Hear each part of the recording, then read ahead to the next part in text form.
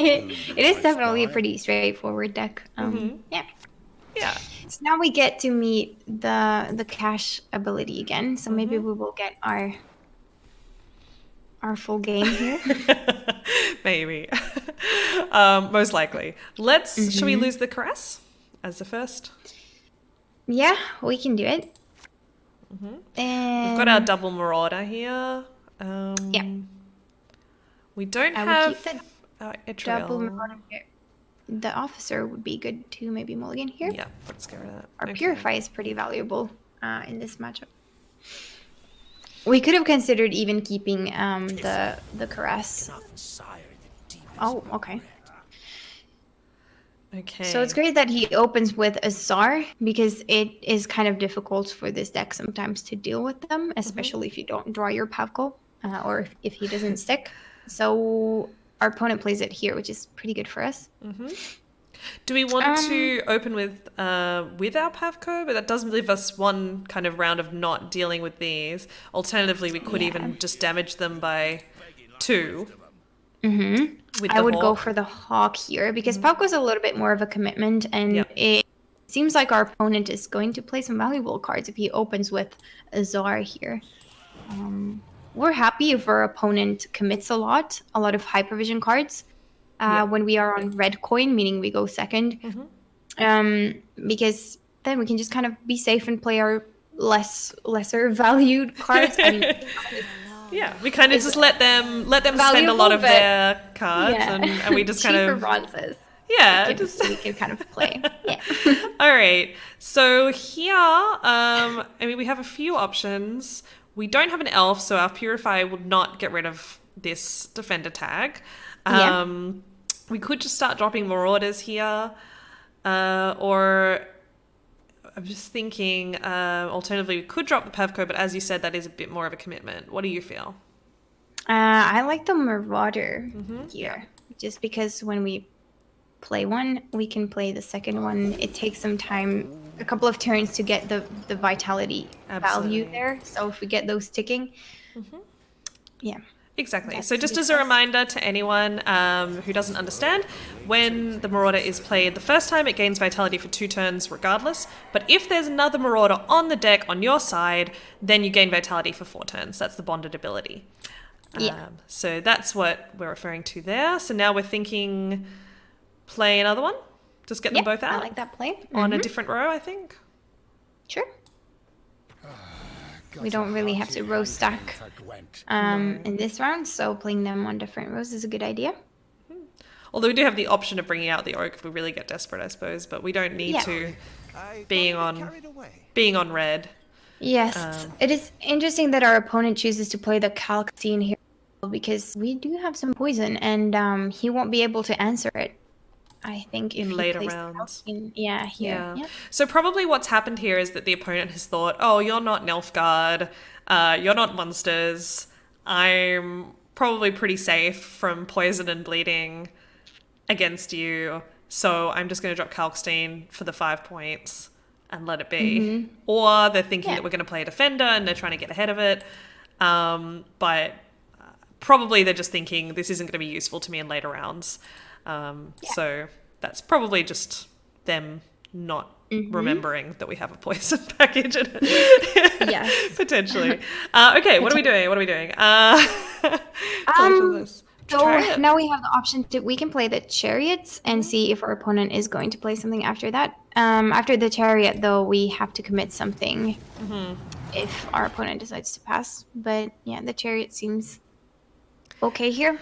Yeah, I mean, the chariot's a safe option. We've already got the dwarf down, so we're not compromising our harmony procs.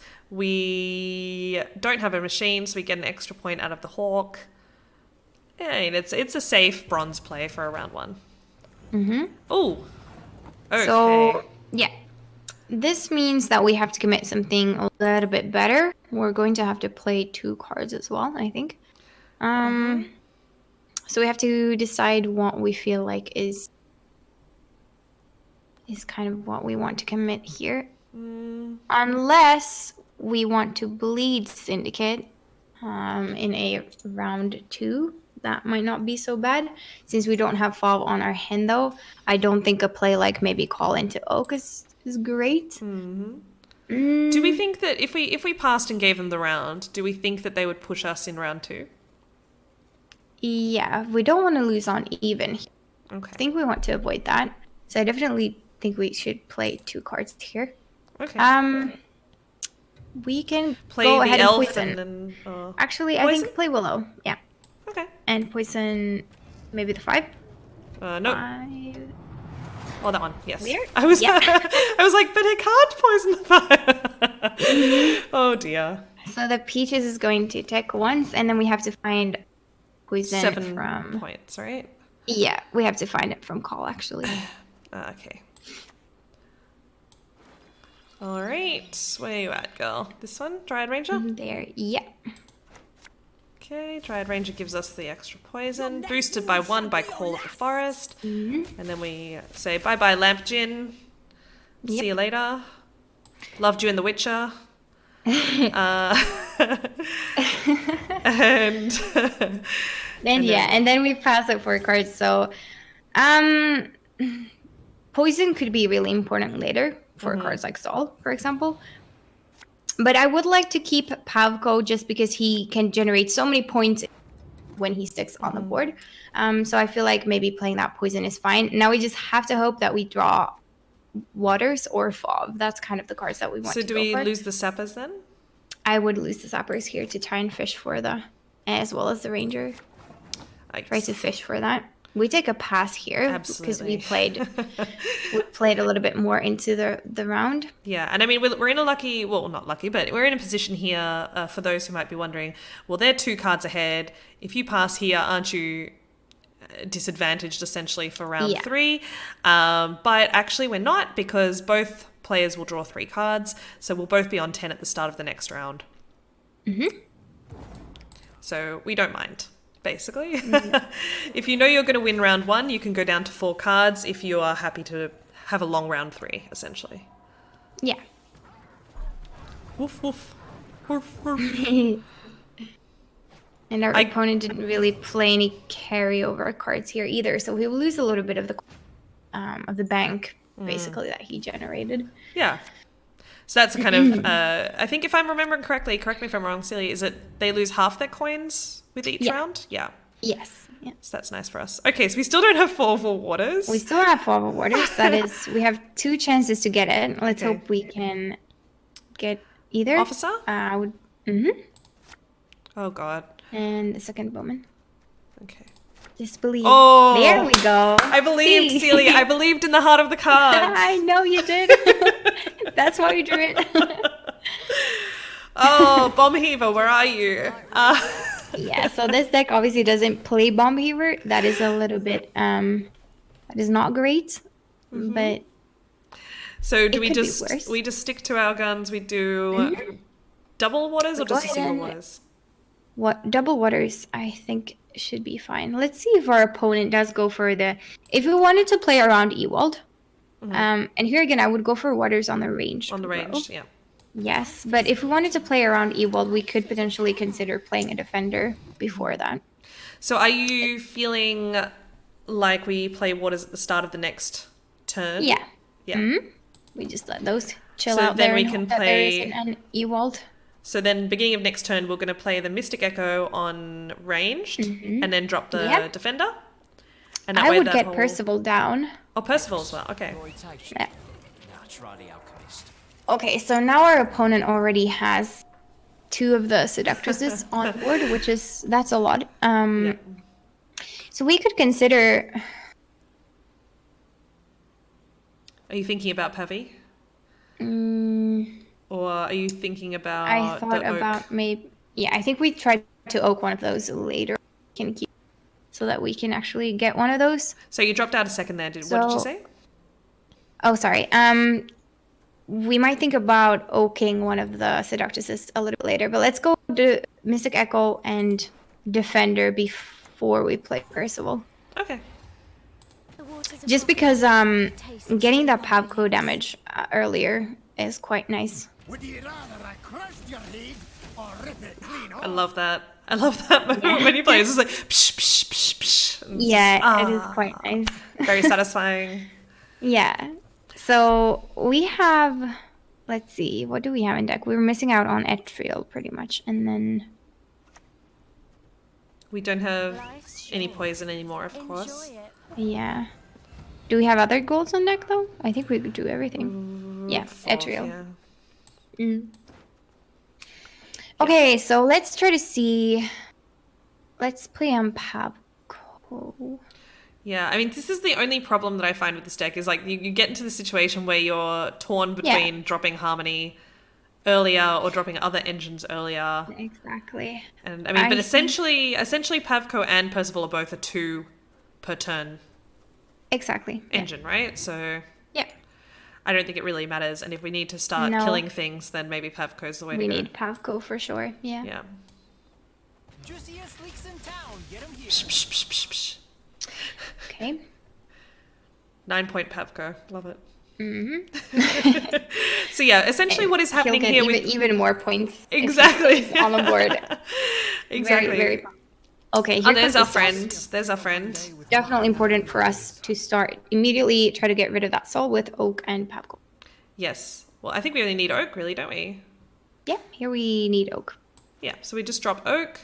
And bada bing, bada boom. He's going to damage by 7 because there are 7 cards to the left. Yep. And here we go. Bing, bong. Thank you very much. Goodbye. That is good. So essentially what is happening here with these dryads, in case anyone's not quite fully understanding the Harmony thing, every single time we play a card with a unique category, these are proccing by 1, and so that means we're getting 4 points per unique card that we play. Shall we drop a Pavko on one of the Seductresses? Is it worth it? Either one of the Seductresses or the Peaches. That is at 6. We might have a shot at getting. Well, maybe we go for her then. Rid of that. I think we have a better we have a better chance there, right? So yeah, I think so.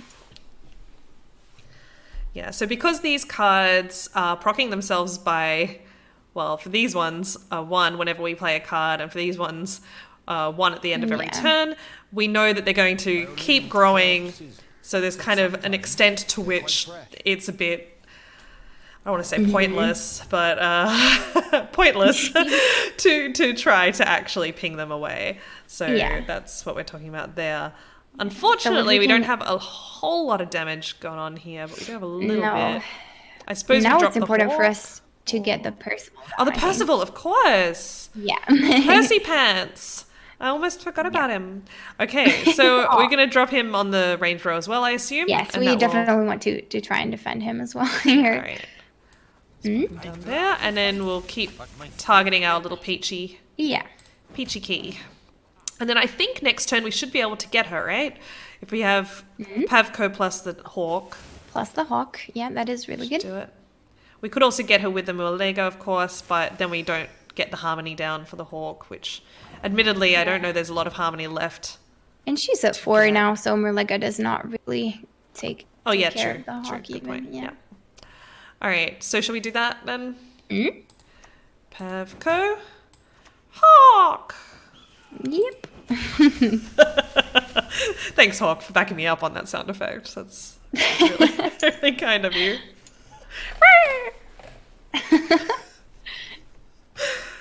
Yeah.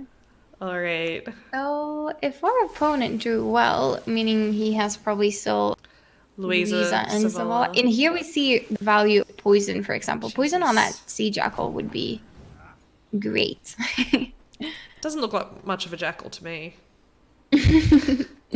Sorry, it's terrible. I'm sorry. Okay. So I guess there's not really a lot of point in targeting anything else, is there? Because they're all... Yeah, I mean, if we want to get make sure we get some Barnabas value, we can play the elf. We can spook him maybe with Mualega. Try to see if he would maybe use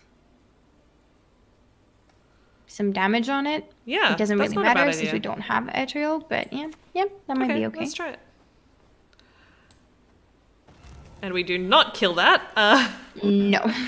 That is the one unit that we don't want to hit. Other than that, I don't think it makes a difference. And then don't forget the pop thing. Oops, I did. Sorry. Oh, that's okay.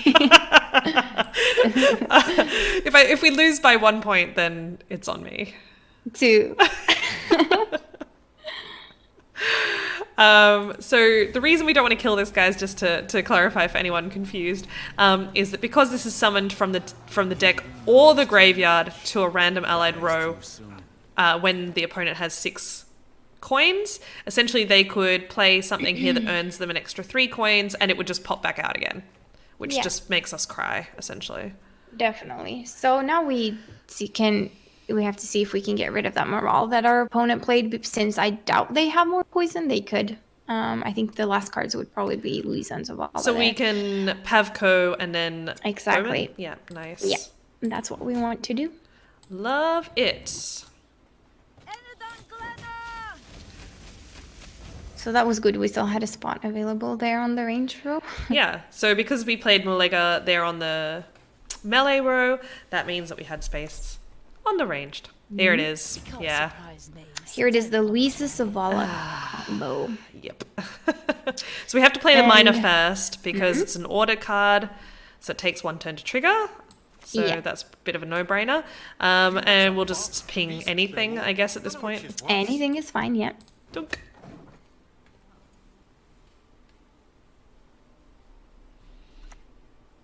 No surprises there. And I think that might be it for us, if I'm not mistaken. But let's do this anyway. We've got an elf, we've got a dryad, we've got a dwarf, so we're good. We can still play it, yeah. Yeah, just so we can see it play out. 2, 3. So you can see here, you can select then from any dryad, and it will highlight the cards that are available to choose. So we're going to just choose that one, because why not? And then we'll boost one of our cards by 2 with the miner, and then we'll damage something with the... Oh, yeah, we could have done the dwarf, to get the extra armor. And then we use Pavco to ping that. And you can see we did a pretty good job, I think, given the matchup. Kept up there. I think that was all right. But there we could see committing the poison in round 1. In a way, it was fine because we thinned our deck, as well as we could hold on to that. Pavco did generate a lot of points in this round. But yes, poison indeed would have been pretty valuable for us in this round as well. Yeah, so when we were talking earlier about the concept of decks going broad or going tall, as we were saying during our Northern Realms game, Northern Realms tends to go broad. And Syndicate nowadays tends to have a few really tall cards. So that's in the form of, is it Saul is his name? Yes, Soul and Sea Jackal and any of these cards that kind of boost themselves. As well, yeah, the Peaches. Yeah, that's right. And the Seductresses. So there are a bunch of different ways that they are making themselves tall. So having that poison towards the end of the game when you assume that they're going to go tall is obviously very valuable, which I think is what you were saying. Yeah. Exactly, yeah. Well, if we would have been able to poison, because he did have play the Kalkstein in round 1. That's right. So he could not have answered any poison potentially could have had in round 3. If we would poison that Sea Jackal, it would have been very, very valuable since he didn't have another spender either, just that. Yeah. So, yeah. That's right. So, yeah, a spender, also for those who might be wondering, a spender is a card in Syndicate that spends coins. So you usually have what we call earners and spenders. The earners are the ones that add coins to the pouch, and the spenders are the ones who spend them to convert those essentially into points on the board. So if we had been able to destroy that Sea Jackal, they would have no way to spend those coins, and if they had already spent them on the Sea Jackal, we just destroy them anyway. So so either way, it would have been really good for us to have that poison. And I think you're right. I think that would have been how we won. But I still think we did really well given the situation. And yeah, it's a tricky deck. Usually against you want to win the round if you can, then obviously bleed. We did end up playing 2 cards in round 1, so we did not therefore bleed anything out in round 2. But something like getting that Passiflora out if you don't run a Heaver can be really good. Or engines like Saul and Yeah, that's kind of what you want to push out in round 2 if you're able to. Because as we saw, our deck is a really good long round deck, but so is Syndicate if they draw the engines that they need. Absolutely. And yeah, when Ceely is saying that we didn't have the ability to push in round 2, she's of course referring to the fact that we started the round with 7 cards and they started the round with 9 cards. So if we had gone further into that round, we would have had a really awkward situation, essentially where we were 3 cards down every time we played a card, and it would have been really hard for us to catch up, even if we bled them really well, even if we spent all our best cards. It would have been a pretty tough ask for us to either win that round and go 2-0, which would never have happened, or to go into round 3 with any sort of dignity left whatsoever.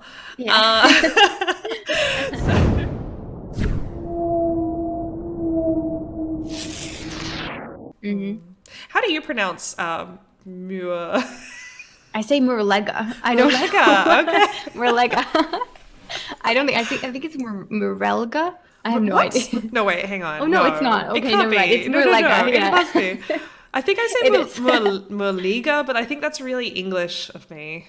Like, it's kind of... Yeah, I feel like... Muir. What language would that even be from? I suppose Elvish, but... And as I said to my viewers at the time, I was like, you know what? Honestly, I feel like I deserve rank 2. I'm like, that's about where I sit. Like, I'm good there. Like, 2 to 4 is probably where my actual skill level is at. But I'm happy to just sit there and not have to play against pro players all day. Yeah, actually.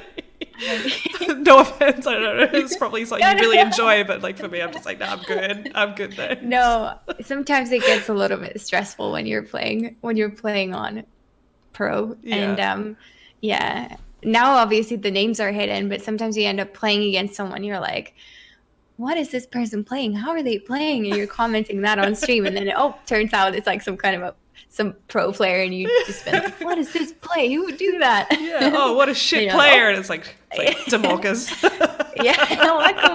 Luckily that hasn't happened.